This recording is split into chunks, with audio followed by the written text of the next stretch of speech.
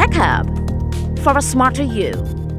One of the first things people don't know that happens is that technology brings transparency into what has transpired if it is built really, really well. And also the fact that we can go back and look at how many question attempts, which type of questions attempted, then how many of these questions were attempted correctly, with timestamp within the time frame when the exam was conducted for that student. Then it is easy to do a kind of recall on the paper. So when you integrate technology into education, what you get is that you get to see transparency, activity, you get to see evidence in some area. For instance, broad technology integration into education in K-12 brings evidence of, okay, student enrollment, attendance. When you say homework, then you can look at attendance and cross-match the data with homework, cross-match the data with assessment. And there are different forms of assessment. A student that has good record of attendance, good record of homework, then good record of assessment in a formative manner. When the final report comes out, you can have an idea of, okay, this has been the story of this child before, and likely if the student has scored 95% or 62% or 35%, you can look at the history and be able to compare and see that, okay, it is likely to be this.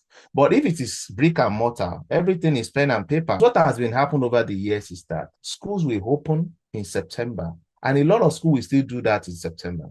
When they open in September, biology teacher, math teacher that will teach GSS 1 student, they will not have the data and formative assessment of the previous year.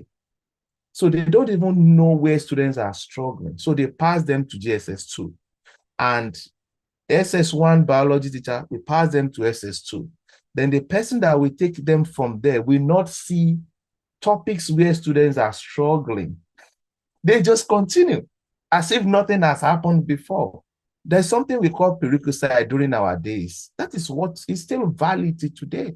But you can't know where a student was struggling and then being able to help that student to move forward. There's no progress if you don't know where you are. And that is what technology is bringing. What is stopping us from getting this done? Yeah, so if you look at it very well, this technology in integration into education has different history in different continents. Where we are in Nigeria is like 5-10 years ago in America, and maybe in Australia and UK. So, but there's always something in technology integration that we call leapfrogging. If you look at what Flutterwave and M-Pesa are doing in finance, you realize that some of these technologies they built are even better than what we see in the UK and US. So leapfrogging, we can overtake, you understand? So commitment to that overtaking is actually what we need. We can't say that students should be able to register and pay alone. So what happens after they pay for a particular exams? When a parent take their kids to school and then you register them into a system, how will that parent be able to continually monitor progress? You understand? In a way that is not just that we do it one-off and then we don't do it again. So it's a whole lot of commitment we need, commitment from the leadership. So there is now a new definition of leadership that we need to start having in every organization, including education space, where we have digital leadership approach to everything. Having a few people, they might not even be like engineers or software developers in every organization, people that just believe that technology can transform processes in that organization, especially in the school, sitting down and ensuring that, okay, let us look at different bottlenecks and let us begin to introduce technology into each of them one by one, and then have the commitment to continue to improve and use those technology for a very long time. Because I've seen several organizations that will use technology today and dump it tomorrow, and then they will say, oh, they are not getting result here and there.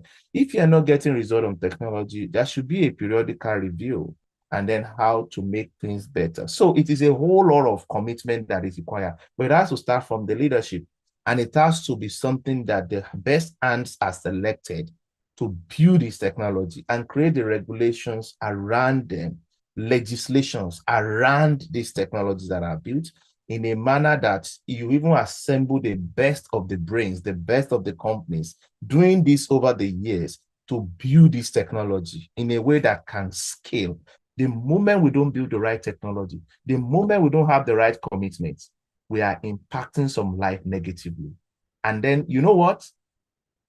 In healthcare, people can still recover over time. You understand? But sometimes in education, some students hardly recover because time will have gone.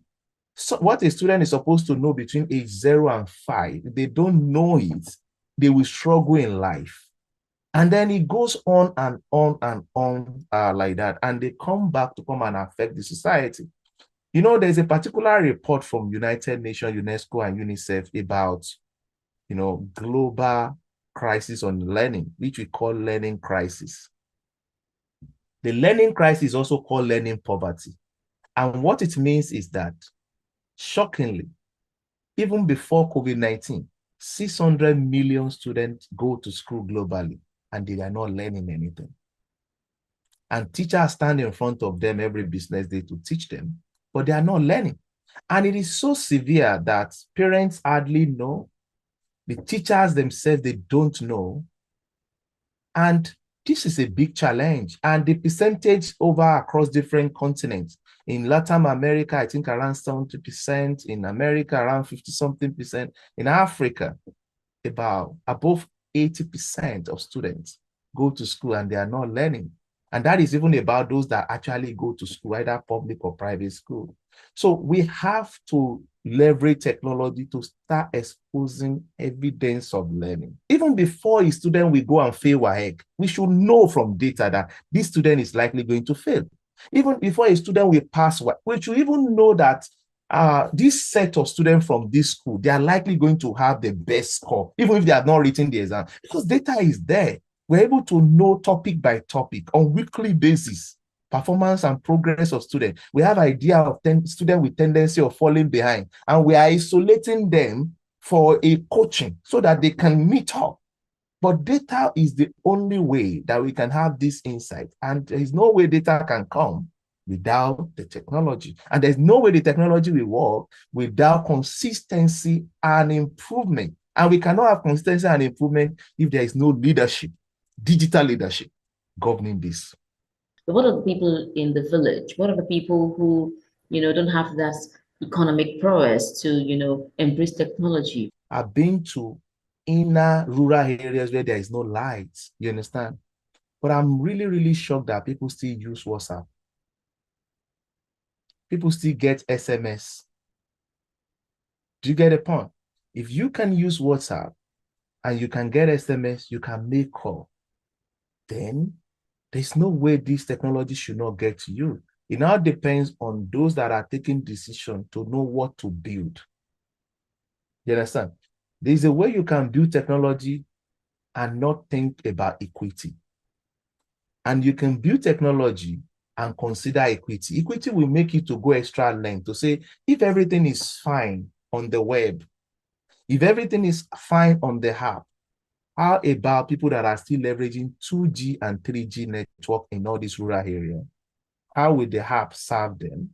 And that goes into the product owner that will monitor the building of, that will document what needs to be built, the product managers in this organization, and then the engineers, the engineering managers, paying attention to how data move between the local resources and online resources in a way that there is just a keen attention on how many data you pass across per time, having in mind those people in the rural area.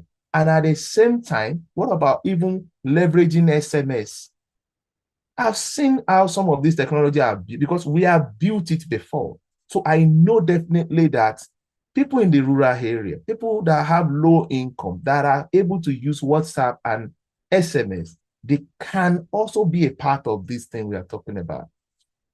It all depends on the product vision and how we have built inclusiveness into everything from bottom up. It's fantastic to hear that. Technology can meet you at your level and at the point of your need. I guess that's what Edvest does, right? Yes, so Edvest, we are so keen on ensuring that when students go to school, parents fund them in private schools, government fund them in public schools. But what should happen is that transparency across the processes, from student enrollment all the way to graduation. What happens in between? The assessment, the attendance, assessment in different shapes, and then learning delivery, the quality of what needs to be done, and in the manner that you can carry data from one class to another class, and getting the teachers to know where the issue is. One of the things I've seen over the years is that people will say, it is the issue of curriculum. No, sometimes, curriculum is just about updating what needs to be updated. If you update and copy curriculum from anywhere in the world, it is still about the pedagogy, which is the delivery of the curriculum. It is still about how we assess the student and what we are assessing on, and how we continually do the best in using a refined process to be able to do this. And that is what Edvest has done. So we have a mobile application in iOS and Android, very, very easy to use. We have built all our technology to be powered with SMS. Do you know that on Edvest, parents of students that sell boli and epa beside the road, but because they have that small, tiny phone, they are able to get weekly and monthly formative assessment report on that phone. It has the acceptability been. It was always a situation of when we are in a country, we still get requests from another country. We got requests from Ghana early in 2019. And then we went to Ghana, we discovered that what was there, what we have is better than that. So we had to start deploying in Ghana. So the same thing in Tanzania, the same thing in Rwanda, Ethiopia, and different parts of the country. And, of recent, 2 weeks ago, 2 schools from United Kingdom joined Edvest. Fantastic, Dimeji. I like what you said about some schools outside of the continent that are calling for your services. It shows that we can have a homegrown solution that can be exported to different parts of the world. Yes, this is what TechUp is about. This is what we want. Dimeji Falana, co-founder of Edvest, thank you so much for joining us on the conversation this morning. Thank you for inviting me. Thank you. With the power that we have with social media, with the digital space right now, you can be anything you want to be. One of the other things we would see is that people would have more faith in tech companies. Tech Hub for a smarter you.